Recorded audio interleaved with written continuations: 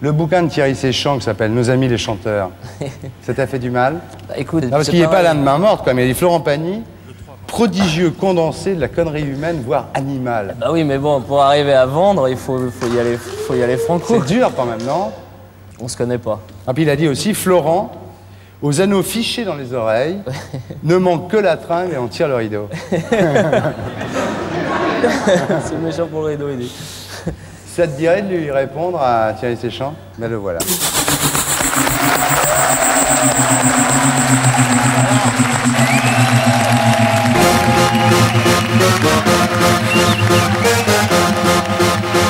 Séchant, bonsoir.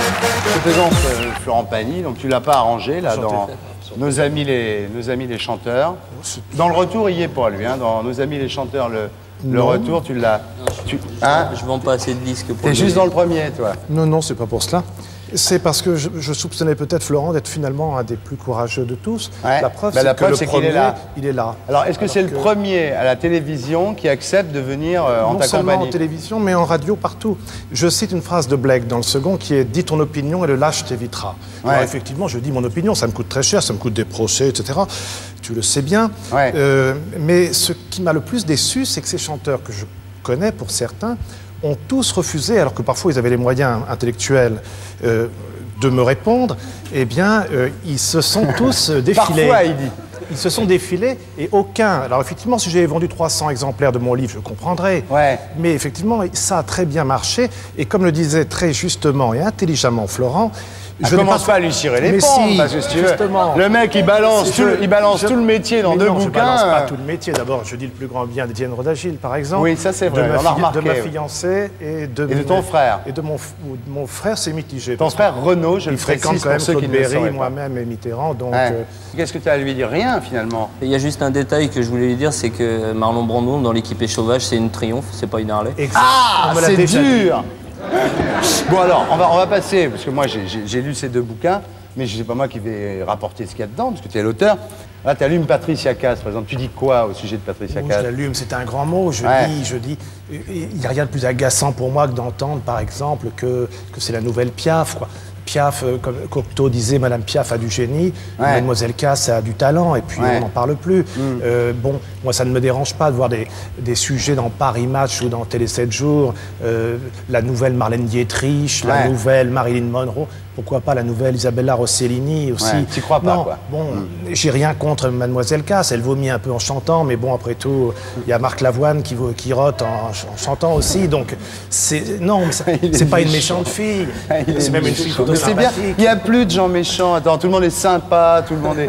C'est vachement bien. Elsa, alors?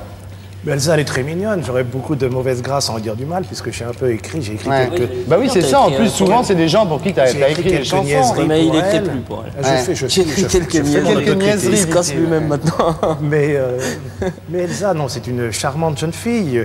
Je pense qu'elle est à peu près aussi sexy que l'abbé Pierre et Simone Veil réunis, mais à part ça... ça, c'est parce que tu t'es pas faite que tu dis ça. Alors, non, là où c'est plus grave, c'est que tu t'en prends un ami du président de la République et des droits de l'homme qui s'appelle Yves Simon. Qu'est-ce que tu dis au sujet d'Yves Simon? Yves Simon, c'est pire parce que je ne dis rien, je le cite uniquement. Ça s'appelle Yves Simon, no comment. Et donc, je cite Yves Simon qui nous dit, par exemple, quand j'étais petit et quand j'allais à l'école, je n'apprenais jamais mes leçons, mais quand on m'interrogeait, je les savais déjà. Alors ça, j'aime beaucoup ça. Ou alors il dit, on lui demande, c'est quoi votre ambition? C'est le Goncourt, la Pléiade, l'Académie. Il dit, le Goncourt, c'est à venir, la Pléiade, ce sera après ma mort, et l'Académie, je n'y songe pas encore. Enfin, c'est hallucinant de vanité. Et si j'ai une petite fonction, c'est de dire un peu à nos stars, on se calme, on redescend un petit peu sur terre, parce que, bon, c'est bien, les chanteurs, on en a besoin, ça accompagne la vie, les chansons.